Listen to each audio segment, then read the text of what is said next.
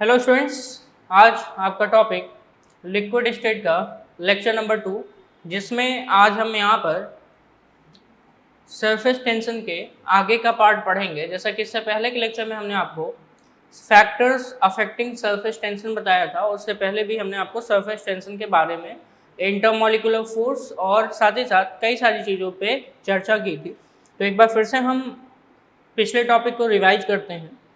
जैसा कि मैंने आपको बताया था कि इंटरमॉलिक्यूलर फोर्स, सबसे पहले मैंने आपको इस लेक्चर में सबसे पहले बताया था इंटरमॉलिक्यूलर फोर्स। किसके बारे में? इंटरमॉलिक्यूलर फोर्स के बारे में बताया था। तो जैसा कि आपको पता है, जैसे हम कहते हैं अंतः आणविक बल का नाम देते हैं, इंटरमॉलिक्यूलर फोर्स एक ऐसा फोर्स है जो अणुओं के बीच लगता है। किसके बीच लगता है? अणुओं के बीच, यानी कि between molecules the force is known as intermolecular force, यानी कि the force existing between two molecules is known as intermolecular force. Clear? तो सरफेस टेंशन में अगर हम देखें तो इंटरमॉलिक्यूलर फोर्स पढ़ना सबसे पहले जरूरी है, क्योंकि इससे पता ये चल जाता है कि इंटरमॉलिक्यूलर फोर्स कितने टाइप्स के होंगे और मॉलिक्यूल्स के बीच लगने वाला फोर्स कैसा होता है, ये भी आपको पता चल जाएगा। ठीक है? तो जनरली जो इंटरमॉलिक्यूलर फोर्स है ये अट्रैक्शन और रिपल्सन दोनों तरीके का होता है। अगर हम इंटरमॉलिक्यूलर अट्रैक्शन की बात करें, ठीक है, इंटरमॉलिक्यूलर अट्रैक्शन की बात करें, तो ये दो प्रकार का होता है, यानी कि दो पार्ट्स में क्लासिफाई किया गया। ठीक है? तो ये क्लासिफिकेशन क्या क्या है, चलिए देखते हैं। इंटरमॉलिक्यूलर फोर्स का जो क्लासिफिकेशन वो कौन कौन सा है? दो हैं। एक है कोहेसिव फोर्स, और दूसरा है एडहेसिव फोर्स। एक है कोहेसिव फोर्स और दूसरा क्या है? एडहेसिव फोर्स है। कोहेसिव फोर्स की अगर हम बात करें तो ऐसा फोर्स ऑफ अट्रैक्शन, ठीक है, जिसमें जब कभी force of attraction same molecules के बीच में लगता है, यानी कि ऐसे सब्सटेंस, यानी कि दो सेम सब्सटेंस के मॉलिक्यूल्स के बीच जब भी कभी फोर्स ऑफ अट्रैक्शन लगे तो उसे हम क्या कहते हैं? कोहेसिव फोर्स ऑफ अट्रैक्शन कहते हैं, कोहेसिव फोर्स कहते हैं। क्लियर? तो यहाँ पर मैंने बताया था कि between molecules of same substance, जैसे कि वाटर है, तो वाटर के मॉलिक्यूल के बीच ही अगर फोर्स लगता है तो उसको हम कहेंगे कोहेसिव फोर्स का नाम देंगे। Clear?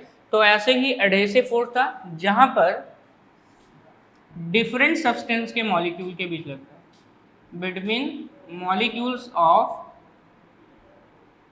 Different substances, between molecules of different substances. Clear? तो दो डिफरेंट मॉलिक्यूल्स के बीच, यानी कि सब्सटेंस के मॉलिक्यूल्स के बीच जो फोर्स लगेगा तो उसे हम क्या कहते हैं? एडहेसिव फोर्स कहते हैं। अगर एडहेसिव फोर्स ज़्यादा है देन कोहेसिव फोर्स, तो ऐसे समय में वो बॉडी उस दूसरी बॉडी से स्टिक करेगी, अदरवाइज नहीं करेगी। जैसे कि मैंने बताया था, वाटर को अगर हम ग्लास में रखें तो ग्लास में जो वाटर है उसको अगर हम फिर से गिरा दें तो आप देखेंगे ग्लास की सरफेस के आसपास के जो वाटर मॉलिक्यूल्स हैं वो उस पर लगे रहते हैं।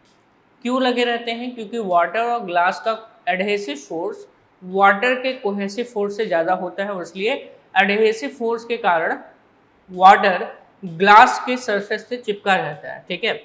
यहीं पर मरकरी अगर हम ग्लास में रख देते हैं तो मरकरी का जो कोहेसिव फोर्स है वो ज़्यादा है। कौन सा फोर्स? ये फोर्स ज़्यादा होता है। ठीक है? और इसी वजह से जब भी कभी मरकरी को हम पोर करेंगे, यानी कि गिराते हैं, तो ऐसे समय में ग्लास में मरकरी का एक भी ड्रॉप लगा नहीं मिलता है। रीजन क्या है? क्योंकि कोहेसिव फोर्स ज़्यादा है और एडहेसिव फोर्स कम है। क्लियर? इसी प्रकार हमने और भी एग्जांपल्स दिए थे, जैसे कि हम लिखते हैं, मान लेते हैं हमने बोर्ड पे लिखा, अब बोर्ड पे ये जो इंक है और ये जो व्हाइट बोर्ड है इसका जो सरफेस है, तो इंक के मॉलिक्यूल और इस व्हाइट बोर्ड के सरफेस पे उपस्थित जो मॉलिक्यूल्स हैं, इन दोनों का एडहेसिव फोर्स ज़्यादा है। कौन सा फोर्स? Adhesive force.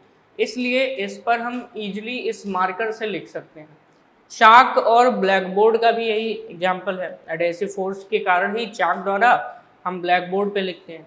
कोई भी बॉडी अगर आपस में स्टिक करती है तो उसमें एडहेसिव फोर्स ज़्यादा होता है देन कोहेसिव फोर्स, ये बात ध्यान में रखना है। इसके बाद हम लोग आगे बढ़े थे और साथ ही साथ हमने बात की थी सरफेस टेंशन के बारे में।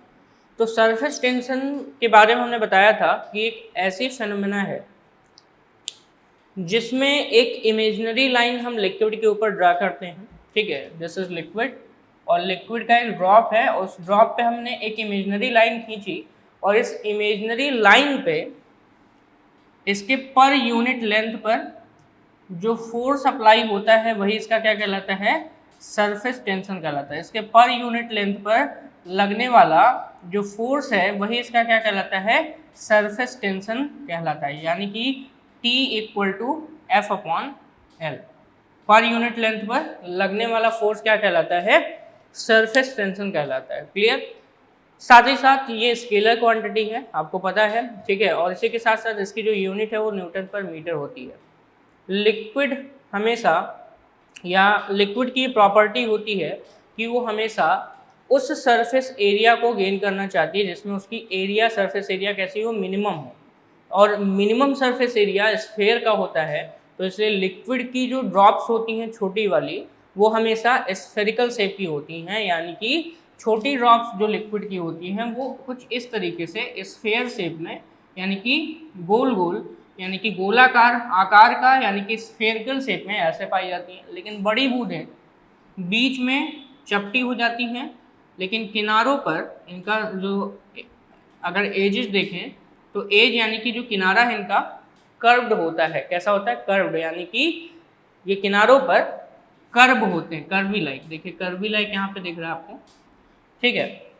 तो कहने का मतलब यहाँ पे ये है कि कर्व्ड है, साथ ही साथ यहाँ पर बीच की जो है पोर्शन वो कैसा है, चपटा है। बीच का पोर्शन कैसा है, चपटा है। बीच का पोर्शन चपटा क्यों है, ड्यू टू ग्रेविटी इफेक्ट, क्योंकि बिग ड्रॉप है, बिगर ड्रॉप है। ये कैसी ड्रॉप है, बिग ड्रॉप है। तो बिग ड्रॉप पर ग्रेविटी का भी इफेक्ट पड़ता है, ग्रेविटी का भी इफेक्ट पड़ता है, लेकिन इन पे ग्रेविटी का इफेक्ट नेग्लिजिबल है, इसलिए ये स्फेरिकल शेप में होती हैं और मिनिमम सरफेस एरिया को क्या करती हैं, कंसीडर करती हैं, ठीक है। इसी के साथ साथ हम लोग आगे बढ़े थे और सरफेस टेंशन से रिलेटेड हमने यहाँ पे टॉपिक पढ़ा था जिसको हम कहते हैं फैक्टर्स अफेक्टिंग सरफेस टेंशन। इसी के साथ साथ कुछ एग्जाम्पल्स भी हमने देखे थे। तो एग्जाम्पल्स में हमने बिगर ड्रॉप और स्मॉलर ड्रॉप की बात की थी। देन हमने मॉल्टन मेटल की बात की थी। मॉल्टन मेटल को अगर हम वाटर में प्योर करते हैं तो ऐसे समय में उसकी छोटी छोटी ड्रॉपलेट्स, यानी कि अगर हम देखें तो छोटे छोटे बॉल्स बन जाते हैं, और वो बॉल्स क्या हैं, जस्ट लाइक कैसे होते हैं, मेटल्स की स्फेरिकल शेप में ये बॉल्स होते हैं, ठीक है। इसी के साथ साथ अब हम आगे अगर बात करें तो बताया था कि मान लेते हैं हमारे पास शेविंग ब्रश है या फिर जो पेंटिंग ब्रश है, अगर हम उसको वाटर में डिप करते हैं तो ऐसे समय में उसकी जो ब्रशेज हैं वो आउट हो जाती हैं, बाहर की तरफ हो जाती हैं, लेकिन जैसे ही पानी से बाहर निकालते हैं तो सरफेस टेंशन के कारण एक दूसरे से स्टिक कर जाती हैं, ठीक है। इसी के साथ साथ हमने फैक्टर्स की बात की थी जो सरफेस टेंशन पर अफेक्ट करती हैं। तो पृष्ठ तनाव पर प्रभाव डालने वाले जो फैक्टर्स हैं वो मैंने मेनली कितने बताए थे, 2। कौन कौन से, पहला था टेम्परेचर और दूसरा यहाँ पे था वो था इम्प्योरिटीज। टेम्परेचर की अगर हमने बात की तो हमने बताया था कि सरफेस टेंशन लिक्विड का टेम्परेचर बढ़ाने पर डिक्रीज करता है, ठीक है। हमेशा याद रखिए टेम्परेचर जो है बढ़ाने पर सरफेस टेंशन क्या करता है, डिक्रीज करता है, ठीक है। और किसी भी लिक्विड का सरफेस टेंशन उसके बॉइलिंग पॉइंट पर कितना हो जाता है, 0 हो जाता है, और क्रिटिकल टेम्परेचर पर सरफेस टेंशन पूरी तरीके से क्या हो जाता है, खत्म हो जाता है। तो 0 कब हुआ, बॉइलिंग टेम्परेचर पर, ठीक है। वैनिश कब हो गया, खत्म कब हो गया, क्रिटिकल टेम्परेचर पर, और साथ ही साथ डिक्रीज हो रहा है टेम्परेचर बढ़ाने पर, यानी कि जैसे जैसे टेम्परेचर आप बढ़ाएंगे लिक्विड का सरफेस टेंशन डिक्रीज करता है, यानी कि कम होता है। और उसके साथ साथ हमने सरफेस टेंशन जो टेम्परेचर है, विद टेम्परेचर और सरफेस टेंशन का टेम्परेचर कोफिशिएंट के साथ एक फार्मूला बताया था, वो था small t = T01 minus alpha T. Alpha को हम बोलते हैं temperature coefficient of surface tension. Capital T के साथ जो नीचे स्मॉल t लिखा है उसका मतलब होता है स्मॉल t डिग्री सेल्सियस पर सरफेस टेंशन, और टी के नीचे जहाँ पे 0 लिखा है उसे हम बोलते हैं, ये फॉर्मूला आपका था, मैं लिख देता हूँ, ठीक है। यहाँ पे ये जो है ये 0 डिग्री सेल्सियस पर क्या है, सरफेस टेंशन है, ठीक है। और इसी के साथ साथ अल्फा क्या है, टेम्परेचर कोफिशिएंट है, जिसका मतलब होता है इसके लिए सरफेस टेंशन के लिए टेम्परेचर कोफिशिएंट है। क्लियर। एग्जांपल्स के तौर पर अगर हम देखें तो गर्म सूप और कोल्ड सूप का मैंने एग्जांपल लिया था। गर्म सूप का सरफेस टेंशन कम होता है इसलिए हमें अच्छा लगता है, वहीं पे जो कोल्ड सूप होते हैं वो हमें अच्छे नहीं लगते, यानी कि hot soup better than cold soup, ठीक है। यहीं पे मशीनरी पार्ट्स जो होते हैं वो जैम हो जाते हैं विंटर सीजन में, ठीक है। इसके साथ साथ इम्प्योरिटी की अगर हमने बात की तो इम्प्योरिटी में मैंने बताया था कि अगर इम्प्योरिटी प्रेजेंस है किसी भी लिक्विड में तो वो डिपेंड करता है कि कितना ज़्यादा कंटेमिनेशन है, डिग्री ऑफ कंटेमिनेशन पे डिपेंड करता है। अगर हाईली सोल्यूबल सब्सटेंस है, यानी कि जो कंटेमिनेशन है वो बहुत ही ज़्यादा हाईली सोल्यूबल है, जैसे कि सोडियम क्लोराइड है, तो ऐसे समय में सरफेस टेंशन वाटर का क्या हो जाता है, इंक्रीज कर जाएगा। लेकिन अगर यहीं पर स्पैरेंटली सॉल्युबल सब्सटेंस है, जैसे कि फिनॉल को अगर हम वाटर में डिजॉल्व करते हैं तो वाटर का जो सरफेस टेंशन है वो क्या हो जाएगा, डिक्रीज कर जाता है, कम हो जाता है। क्लियर। अब हम बात करेंगे एप्लीकेशंस ऑफ सरफेस टेंशन के बारे में, ठीक है। नेक्स्ट है एप्लीकेशन ऑफ सरफेस टेंशन। तो सबसे पहला एप्लीकेशन, आज का टॉपिक यहाँ से स्टार्ट करेंगे, इससे पहले हमने यहाँ तक बता दिया था आपको। तो सबसे पहले अब हम यहाँ पे बात करेंगे एप्लीकेशंस ऑफ सरफेस टेंशन के बारे में, और इसी के साथ साथ फिर हम अगले टॉपिक पे चलेंगे जिसका नाम है विस्कोसिटी। लिक्विड की एक दूसरी प्रॉपर्टी भी है जिसे हम कहते हैं विस्कोसिटी।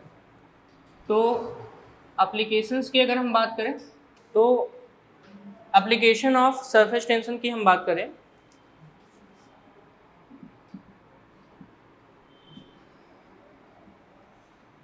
तो यहाँ पर सबसे पहले ये ध्यान में रखना है कि सरफेस टेंशन का हम लोग कई जगह उपयोग करते हैं, जैसे कि सबसे पहला oil and grease spots on cloth can not be removed by pure water. जैसे कि कपड़ों पर अगर ग्रीस या ऑयल अगर गिर जाता है तो उसके स्पॉट्स को प्योर वाटर द्वारा रिमूव नहीं किया जाता है, ठीक है, नहीं किया जा सकता है। यहीं पे अगर हम डिटर्जेंट्स का प्रयोग करते हैं या फिर किसी सोप का प्रयोग करते हैं, उसको हम वाटर में ऐड करते हैं, तो ऐसे समय में सरफेस का वाटर का सरफेस टेंशन होता है वो क्या हो जाता है, डिक्रीज हो जाता है। यानी कि कपड़ों पर जो दाग धब्बे लगे होते हैं किसके, ऑयल के, ग्रीस के या फिर किसी भी फैट्स के अगर दाग धब्बे लगे होते हैं तो उनको रिमूव करने के लिए हम डिटर्जेंट या सोप का इस्तेमाल करते हैं। और इसी के साथ साथ अगर हम देखें तो इससे सरफेस टेंशन जो वाटर का है वो क्या हो जाता है, डिक्रीज कर जाता है, यानी कि घट जाता है। और as a result of this wetting power of soap solution increases, जिसके कारण जो सोप का जो वेटिंग पावर है वो क्या कर जाता है, इंक्रीज कर जाता है, बढ़ जाता है। Also the force of attraction between soap solution and oil और grease on the clothes increases, यानी कि अगर हम एक हमारे पास क्लोथ्स हैं जिस पर क्या है, ऑयल एंड ग्रीस के यहाँ पे क्या है, स्पॉट्स हैं, और उस पर हम डिटर्जेंट या सोप का इस्तेमाल करते हैं तो सरफेस टेंशन ऑफ वाटर क्या हो जाता है,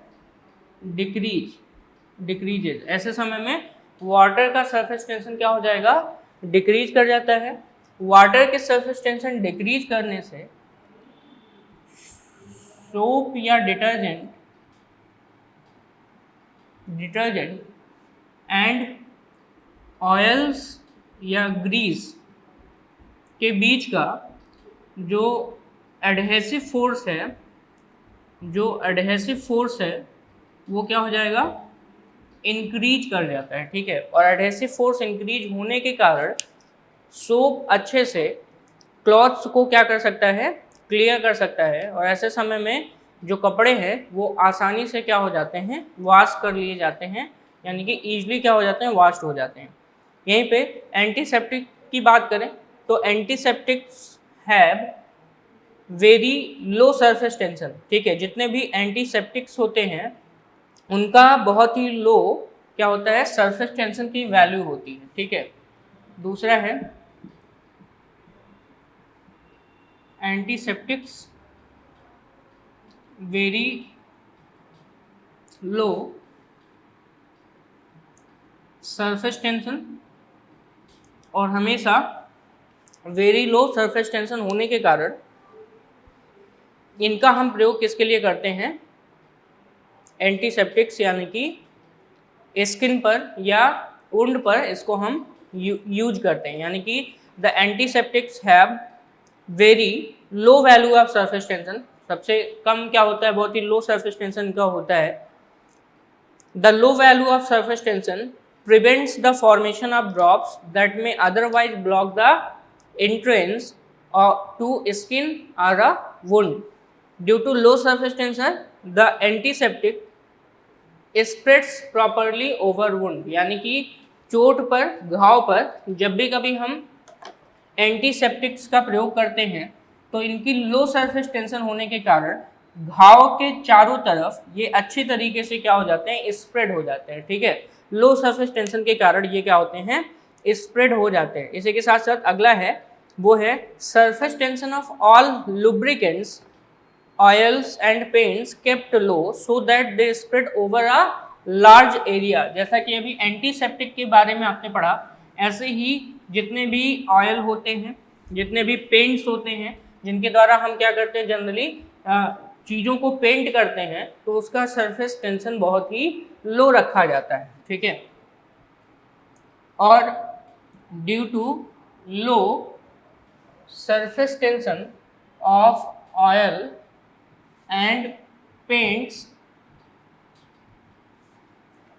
दे स्प्रेड ओवर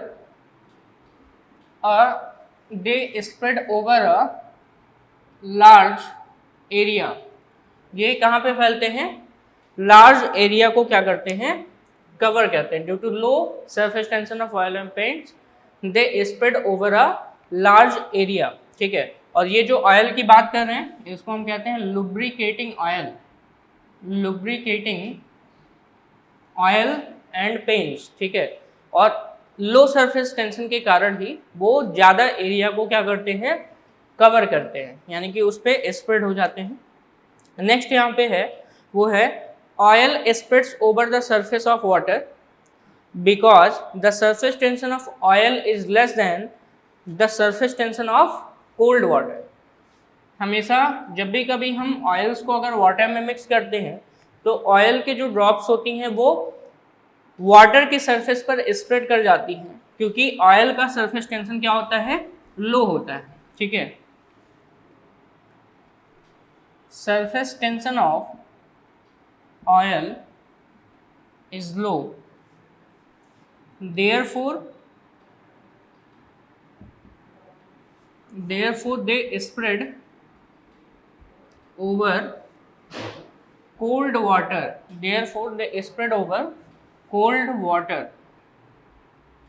surface, ठीक है। इसलिए वो कोल्ड वाटर सरफेस पर क्या हो जाती हैं, स्प्रेड हो जाती हैं, ठीक है। इसी के साथ साथ a rough sea can be calmed by pouring oil on its surface, यानी कि अगला rough sea can be calmed by pouring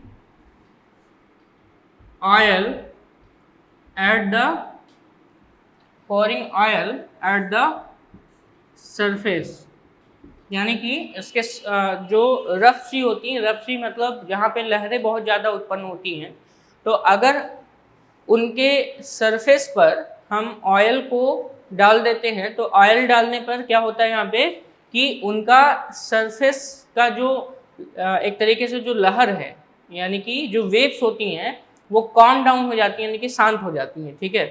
यहीं पे जनरली हम सोल्डरिंग के दौरान, in soldering addition of flux reduces the surface tension of molten tin, hence it spreads. यानी कि जब भी कभी हम सोल्डरिंग का काम करते हैं तो सोल्डरिंग के दौरान हम इसमें फ्लक्स को ऐड करते हैं, और फ्लक्स ऐड करने के कारण जो मॉल्टन सब्सटेंस होता है, मेटल होता है, वो स्प्रेड अच्छे से करता है, क्योंकि उसकी सरफेस एरिया क्या हो जाती है, मिनिमम सरफेस एरिया गेन करना चाहता है, और साथ ही साथ यहाँ पर अगर हम देखें तो उसका सरफेस टेंशन क्या हो जाता है, डिक्रीज कर जाता है। तो नेक्स्ट है इन सोल्डरिंग, यहाँ पे मैं लिख देता हूँ इन सोल्डरिंग, ठीक है, सोल्डरिंग करने में, क्लियर। तो ये था आपका टॉपिक जिसका नाम है यहाँ पे, जिसे हम कहते हैं क्या, सरफेस टेंशन। अगला टॉपिक है वो है आपका विस्कोसिटी। अगला टॉपिक है विस्कोसिटी, जो भी अनदर प्रॉपर्टी है किसकी, लिक्विड की। तो लिक्विड की जो अनदर प्रॉपर्टी है, इसके बेसिस पर अगर हम देखें तो विस्कोसिटी किसे कहते हैं, और विस्कोसिटी से रिलेटेड अगर हम बात करें तो सबसे पहली बात तो ये किसकी प्रॉपर्टी है, यहाँ पर लिक्विड की सबसे मेन प्रॉपर्टी है जिसे हम क्या कहते हैं,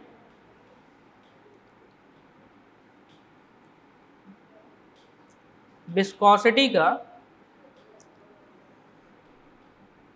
नाम देते हैं, ठीक है। तो चलिए विस्कोसिटी के बारे में देखते हैं कि विस्कोसिटी क्या चीज़ है। नेक्स्ट टॉपिक है आपका वो है विस्कोसिटी। आप यहाँ पे सरफेस टेंशन के बारे में पढ़ चुके हैं, और इसी के साथ साथ अगले टॉपिक पर चलते हैं जिसे हम हिंदी में श्यानता कहते हैं। विस्कोसिटी जिसे हम हिंदी में क्या कहते हैं, श्यानता का नाम देते हैं। तो विस्कोसिटी लिक्विड की एक ऐसी प्रॉपर्टी है जिसके द्वारा हमें लिक्विड के अंदर फ्रिक्शन फोर्स का पता चलता है। लिक्विड के अंदर किसका पता चलता है, फ्रिक्शन फोर्स का पता चलता है।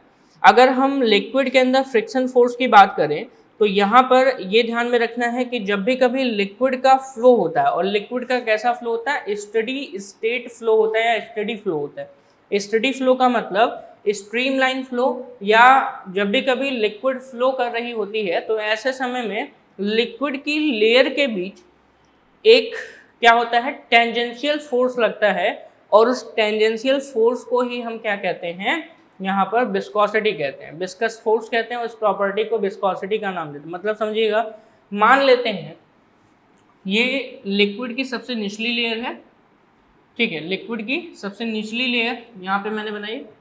इसके बाद ये इसके जस्ट ऊपर की लेयर है, इसके जस्ट ऊपर की लेयर है, ये ऊपर की लेयर, और ऐसे करते हुए लिक्विड की लेयर को हम यहाँ पे दिखा रहे हैं। तो ये सबसे टॉप मोस्ट लेयर है और सबसे नीचे की लेयर है।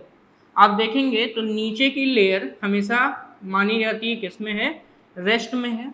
इसके ऊपर हम कुछ एरो ऐसे दिखा देते हैं, इससे आपको कुछ चीज़ें क्लियर होंगी, वो क्या होंगी बताते हैं। ये एरो का ऑर्डर आप देख रहे हैं ऊपर की तरफ बढ़ते हुए जा रहा है, यानी कि मैंने एरो को यहाँ लगाया, फिर यहाँ, फिर ऐसे करके यहाँ पे। ये इस सबसे अपर जो लेयर है ये फास्टेस्ट लेयर होती है, सबसे तेज इसकी स्पीड होती है। लेकिन नीचे की लेयर आप देखेंगे तो सब्सिक्वेंटली ये क्या हो रहा है, डिक्रीज कर रहा है। ये रेस्ट में है, सबसे निचली लेयर रेस्ट में है, इसके ऊपर की लेयर की स्पीड कम है, उसकी ज़्यादा है, फिर ज़्यादा है, और सबसे ज़्यादा किसकी है, सबसे ऊपर वाली लेयर की है। तो ऐसा क्यों हो रहा है समझिएगा। लिक्विड की जो लेयर्स हैं इसमें नीचे की जो लेयर है वो ऊपर की लेयर की स्पीड को कम करना चाह रही है। क्या करना चाह रही है, निचली लेयर ऊपर की लेयर की स्पीड को क्या करना चाह रही है, कम करना चाह रही है, और जिसके कारण वो उस पर एक अपोजिट फोर्स लगाती है, टेंजेंशियल फोर्स अप्लाई करती है, वो भी किसके द्वारा, लेयर निचली लेयर द्वारा अपर लेयर पर, ठीक है। एक टेंजेंशियल फोर्स लगता है जो कि वो कहाँ पे लगता है, इसके अपोजिट लगता है। इस टेंजेंशियल फोर्स को हम कहते हैं विस्कस फोर्स। कौन सा फोर्स कहते हैं, और ये एक प्रकार से लिक्विड की लेयर के बीच लगने वाला फ्रिक्शन फोर्स होता है, यानी कि घर्षण बल होता है, ठीक है। यानी कि in case of steady flow of a liquid या फ्लूइड, लिक्विड हो या फ्लूइड हो, फ्लूइड में गैस भी आता है और लिक्विड भी आता है, ठीक है। तो in case of steady flow of a fluid, when a layer of fluid slips on adjacent layers in contact, the two layer exert tangential force on each other, यानी कि लिक्विड की निचली लेयर ऊपर पर और ऊपर वाली लेयर निचले पर एक फोर्स अप्लाई करती है, जिसे हम क्या कहते हैं, एक तरीके से टेंजेंशियल फोर्स का नाम देते हैं, ठीक है, which tries to destroy the relative motion between them, यानी कि ये जो विस्कस फोर्स है ये between two layers of liquid लगता है, ठीक है, और it tries to destroy the relative motion of liquid, it tries to destroy the relative motion of liquid, यानी कि लिक्विड के रिलेटिव मोशन को क्या कर देता है, डिस्ट्रॉय करने की कोशिश करता है, ठीक है। और इसी को हम क्या कहते हैं, इस फेनोमेना को हम, यानी कि इस घटना को क्या कहते हैं, विस्कोसिटी कहते हैं। और साथ ही साथ इस फोर्स को हम क्या कहते हैं, विस्कस फोर्स कहते हैं। इसे हम फ्लूइड फ्रिक्शन भी कहते हैं या इसे हम इंटरनल फ्रिक्शन भी कहते हैं। ध्यान से सुनिएगा, विस्कोसिटी का कुछ और भी नाम है जिसे हम कहते हैं फ्लूइड फ्रिक्शन भी कहते हैं, और इसे हम इंटरनल फ्रिक्शन भी कहते हैं, ठीक है। फ्लूइड फ्रिक्शन या फिर इंटरनल फ्रिक्शन का भी नाम देते हैं, क्लियर। तो ऐसे समय में जो फोर्स अप्लाई होता है उसे हम क्या कहते हैं, विस्कस फोर्स का नाम देते हैं। नेक्स्ट है यहाँ पर, और वो है आपका सबसे पहला और सबसे मेन, वो है कोफिशिएंट ऑफ विस्कोसिटी। विस्कोसिटी के बाद उसके अंदर सबसे पहले हमको पढ़ना होता है कोफिशिएंट ऑफ विस्कोसिटी, ठीक है। तो चलिए देखते हैं, अब हम यहाँ पे विस्कोसिटी के अंदर पढ़ेंगे कोफिशिएंट ऑफ विस्कोसिटी क्या है और इसका फॉर्मूला क्या होता है, कैसे इसको हम कंसीडर करेंगे और निकालेंगे कैसे, ठीक है। तो मान लेते हैं ये दो लेयर हैं, निचली लेयर और ऊपरी लेयर के बीच का जो डिस्टेंस है वो कितना है, मान लेते हैं डेल्टा एक्स है। साथ ही साथ इस लेयर का जो डिस्टेंस है दोनों लेयर के बीच वो कितना है, गैपिंग, वो डेल्टा एक्स है। निचली लेयर की स्पीड मान लेते हैं v है, तो ऊपरी लेयर की speed v plus delta v है, यानी कि जो वेलोसिटी है ऊपरी लेयर की ज़्यादा है, और कितनी ज़्यादा है, डेल्टा v ज़्यादा है, क्योंकि आपको पता है कि इसकी स्पीड क्या होगी, लेसर, और इसकी स्पीड क्या होगी, ग्रेटर, ठीक है। तो इसीलिए इसकी स्पीड कितनी है, v है, और इसकी कितनी है, v प्लस डेल्टा v, यानी कि डेल्टा v पोर्शन इसमें क्या है, ज़्यादा है। तो सबसे पहली बात तो यहाँ पे ये समझना है वेलोसिटी ग्रेडियंट, ठीक है। अगर हम वेलोसिटी ग्रेडियंट की बात करें तो दूरी के साथ जो चेंजेज आते हैं उसी को हम, वेलोसिटी में जो चेंज आता है उसी को वेलोसिटी ग्रेडियंट कहते हैं। तो अगर हम डेल्टा एक्स की बात करें तो यहाँ पे वेलोसिटी ग्रेडियंट का फार्मूला होगा delta v upon delta x. कितना है, delta v upon delta x, ये क्या होगा यहाँ पर वेलोसिटी ग्रेडियंट का फार्मूला होता है। क्योंकि ऊपर से नीचे आने पर जब भी कभी आप नीचे जाएंगे डिस्टेंस तक तो वेलोसिटी डिक्रीज करती है, इसलिए हम यहाँ पे माइनस का साइन लगा देते हैं। तो velocity gradient equal to minus delta v upon क्या होता है, डेल्टा एक्स होता है। साथ ही साथ लिक्विड की लेयर्स के बीच जो एरिया है वो मान लेते हैं कितना है, a है, एरिया कितनी है, a है। तो ऐसे समय में अब हम विस्कस फोर्स की बात करेंगे। तो विस्कस फोर्स यानी कि जिसे इंटरनल फ्रिक्शन भी कहते हैं, जिसे हम यहाँ पर लिक्विड के बीच लगने वाला फ्लूइड फ्रिक्शन भी कहते हैं। तो जो विस्कस फोर्स है यानी कि F, ये डायरेक्टली प्रोपोर्शनल किसके होता है, एरिया के, और साथ ही साथ F जो है ये डायरेक्टली प्रोपोर्शनल होता है वेलोसिटी ग्रेडियंट के। किसके डायरेक्टली प्रोपोर्शनल होता है, वेलोसिटी ग्रेडियंट के डायरेक्टली प्रोपोर्शनल होता है। एरिया को A से और वेलोसिटी ग्रेडियंट को हम generally delta V upon delta x से डिनोट करते हैं, वो भी नेगेटिव वैल्यू यहाँ पे मैंने लिखा है, ठीक है, क्योंकि हम ऊपर से नीचे जा रहे हैं तो यहाँ पे वेलोसिटी क्या हो रही है, डिक्रीज कर रही है। कितनी डिक्रीज कर रही है, डेल्टा वी डिक्रीज कर रही है, ये ध्यान में रखना है। तो velocity gradient minus delta V upon delta X है, दोनों को अगर हम कंबाइन करते हैं तो A into delta V upon delta X, ठीक है, नेगेटिव में मिलेगा। साथ ही साथ प्रोपोर्शनलिटी का साइन अगर हटाएंगे तो यहाँ पर एफ इक्वल टू ईटा का sign minus A into delta V upon delta X का फॉर्मूला मिलता है, ठीक है, जहाँ पे ईटा का जो सिंबल अभी अभी जस्ट बनाया था, इसी ईटा को हम कहते हैं कोफिशिएंट ऑफ विस्कोसिटी। क्या कहते हैं, कोफिशिएंट ऑफ विस्कोसिटी कहते हैं, अर्थात इसे हम कहते हैं श्यानता गुणांक, इसे हम कहते हैं श्यानता गुणांक का नाम देते हैं, कोफिशिएंट ऑफ विस्कोसिटी, या इसे हम कहते हैं श्यानता गुणांक। और ये विस्कस फोर्स का फॉर्मूला है। तो विस्कस फोर्स मेनली दो चीज़ों पे निर्भर करता है, वो है वेलोसिटी ग्रेडियंट और एरिया पे डिपेंड करता है, जिसे हम कहते हैं एरिया ऑफ द प्लेन, जिसे हम कैपिटल ए से डिनोट करते हैं। क्लियर। तो ये था कोफिशिएंट ऑफ विस्कोसिटी के बारे में। जनरली अगर हम यूनिट की बात करें कोफिशिएंट ऑफ विस्कोसिटी की, तो इसकी जो यूनिट है वो पॉइजोली है, ठीक है, इसकी जो यूनिट है कोफिशिएंट ऑफ विस्कोसिटी की वो है यूनिट पॉइजोली, ठीक है, पॉइजोली इसकी यूनिट है, ठीक है। और अगर हम यहाँ पे इसकी यूनिट का 1 डेकापॉइज लें तो 1 डेकापॉइज इक्वल टू क्या होता है, 10 पॉइज के बराबर होता है। 1 poiseuille equal to 1 decapoise, 1 decapoise equal to 10 poise के बराबर होता है, ठीक है। तो ये इसकी यूनिट है किसकी, कोफिशिएंट ऑफ विस्कोसिटी की। विस्कोसिटी ऑफ लिक्विड सबसे ज़्यादा किसमें होती है, लिक्विड की सबसे ज़्यादा होती है देन दैट ऑफ गैस, यानी कि कोफिशिएंट ऑफ विस्कोसिटी किसकी, लिक्विड की इज ग्रेटर देन होती है कोफिशिएंट ऑफ किसके, यहाँ पे गैस के ज़्यादा होती है। यानी कि लिक्विड और गैस में अगर कंपेयर करें तो विस्कोसिटी किसकी ज़्यादा होती है, यहाँ पर वो है लिक्विड के।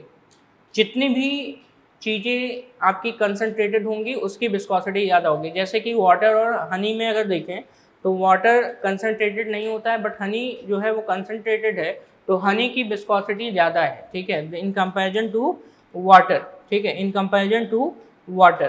क्लियर। इसी के साथ साथ अब हम बात करेंगे कि जब भी कभी हम प्रेशर को इंक्रीज करते हैं, ठीक है, with increase in pressure the viscosity of liquid increases while that of gases is partially या प्रैक्टिकली इंडिपेंडेंट ऑफ प्रेशर, ठीक है। अब विस्कोसिटी की डिपेंडेंस की बात कर रहे हैं हम, तो जब भी कभी हम प्रेशर को क्या करते हैं, लिक्विड पर प्रेशर अप्लाई करते हैं, ठीक है, तो ऐसे समय में क्या होगा, यहाँ पे चलिए देखते हैं। विस्कोसिटी पर प्रेशर का इफेक्ट हम देखने वाले हैं। विस्कोसिटी टर्म आपने समझ लिया है, लिक्विड की लेयर के बीच लगने वाला जो फ्रिक्शन फोर्स होता है उसी को हम क्या कहते हैं, विस्कोसिटी का नाम देते हैं। उसी को किसका नाम देते हैं हम, विस्कोसिटी का नाम देते हैं। तो अगर हम प्रेशर को इंक्रीज करते हैं, ठीक है, तो विस्कोसिटी ऑफ लिक्विड इंक्रीजेज। ध्यान दीजिएगा, प्रेशर का हम इफेक्ट देखने जा रहे हैं।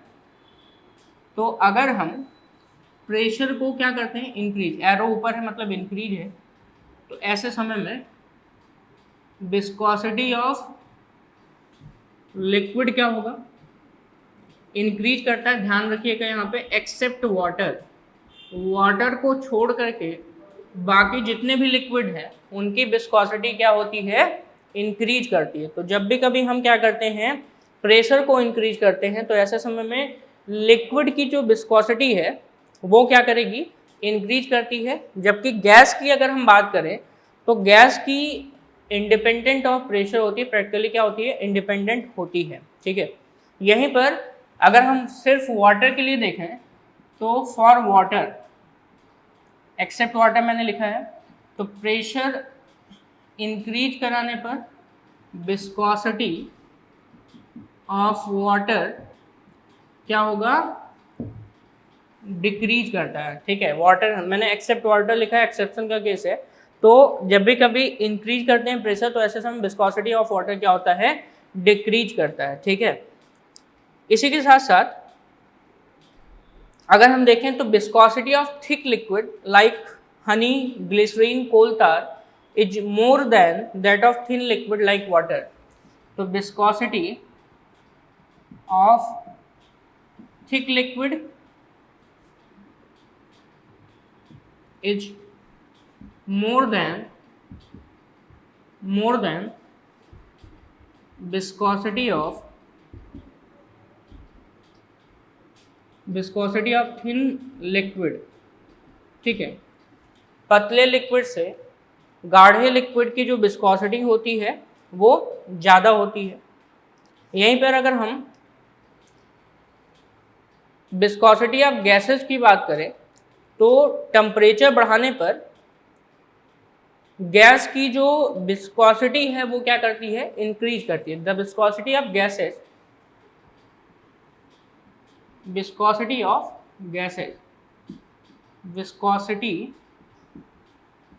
गैसेस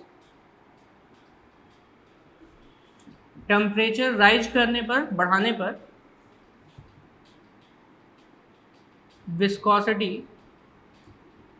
क्या करता है, यहाँ पे इंक्रीज करता है। जब भी कभी हम गैस का टेम्परेचर बढ़ाएंगे तो ऐसे समय में उसकी विस्कोसिटी भी क्या करती है, इंक्रीज करती है, क्योंकि रेट ऑफ डिफ्यूजन क्या करता है, इंक्रीज करता है। यहीं पर अगर विस्कोसिटी ऑफ लिक्विड की बात करें, किसकी बात करने जा रहे हैं हम लोग, viscosity of liquids,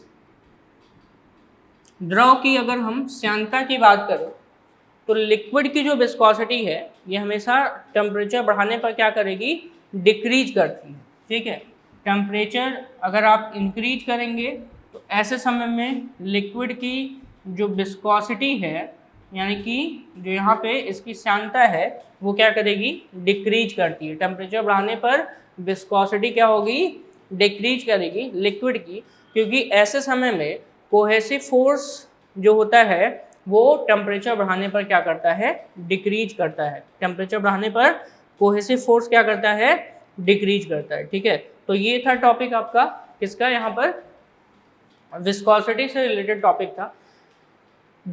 liquid state के इस लेक्चर में हमने आपको सरफेस टेंशन के पिछले पार्ट का रिवीजन और साथ ही साथ विस्कोसिटी टर्म के बारे में बताया, और उसके ऊपर जो फैक्टर्स होते हैं जैसे कि प्रेशर हो गया, टेम्परेचर हो गया, इन सब चीज़ों पे कैसे डिपेंडेंस होता है ये मैंने आपको बता दिया।